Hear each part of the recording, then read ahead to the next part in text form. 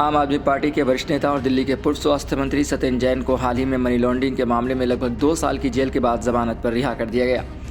यह मामला प्रवर्तन निदेशालय ईडी द्वारा दायर किया गया था, जिसमें उन पर आरोप था कि उन्होंने 4 कंपनियों के माध्यम से मनी लॉन्ड्रिंग की है।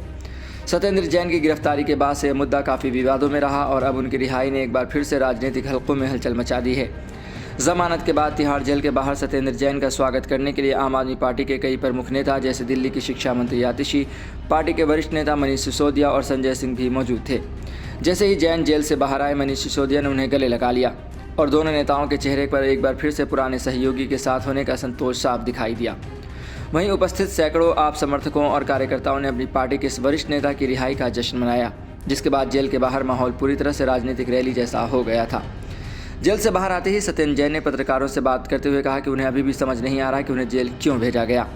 उन्होंने कटाक्ष करते हुए कहा कि मुझे भी चुनाव लड़ना चाहिए, क्योंकि अगर मैं जेल में बैठा रहा तो बीजेपी को कोई दिक्कत नहीं होगी, लेकिन अगर मैं बाहर हूं और चुनाव लड़ता हूं तो उन्हें मेरी चिंता ज़रूर होगी।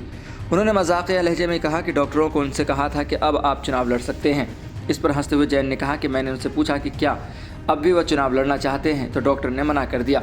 इसी दौरान सत्येंद्र जैन ने एक और कटाक्ष किया जो काफ़ी चर्चा में आ गया। उन्होंने कहा कि अब शायद मुख्यमंत्री आतिशी जी को भी जेल जाना पड़ेगा।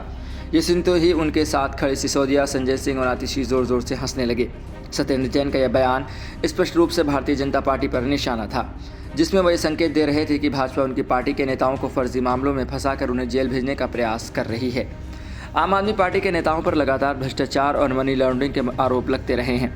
पार्टी के प्रमुख नेताओं में से कई जैसे मनीष सिसोदिया, संजय सिंह पहले से ही भाजपा की आलोचना का शिकार हो चुके हैं और अब सत्येंद्र जैन की रिहाई के बाद इन आरोपों पर बहस फिर से तेज हो गई है। अरविंद केजरीवाल की अगुवाई में आम आदमी पार्टी ने बार बार इन आरोपों को फर्जी करार दिया और भाजपा पर राजनीतिक साजिश रचने का आरोप लगाया। पार्टी के अनुसार सत्येंद्र जैन की गिरफ्तारी एक सोची समझी साजिश का हिस्सा थी, ताकि उनकी सरकार को बदनाम किया जा सके और पार्टी को राजनीतिक नुकसान पहुंचाया जा सके। सत्येंद्र जैन की गिरफ्तारी 30 मई 2022 को हुई थी, जब प्रवर्तन निदेशालय ईडी ने मनी लॉन्ड्रिंग के आरोप में उन्हें गिरफ्तार किया। उन पर आरोप था कि उन्होंने 4 कंपनियों के माध्यम से बड़ी मात्रा में काले धन को सफ़ेद किया। यह मामला 2017 में दर्ज की गई एक FIR से जुड़ा हुआ है, जिसमें केंद्रीय जांच ब्यूरो CBI ने जैन पर भ्रष्टाचार के आरोप लगाए थे। इन आरोपों के आधार पर ही ईडी ने मनी लॉन्ड्रिंग का मामला दर्ज किया और जैन को गिरफ्तार कर लिया था। हालांकि आम आदमी पार्टी ने इन आरोपों को राजनीतिक षड्यंत्र बताया था और जैन को निर्दोष कहा था।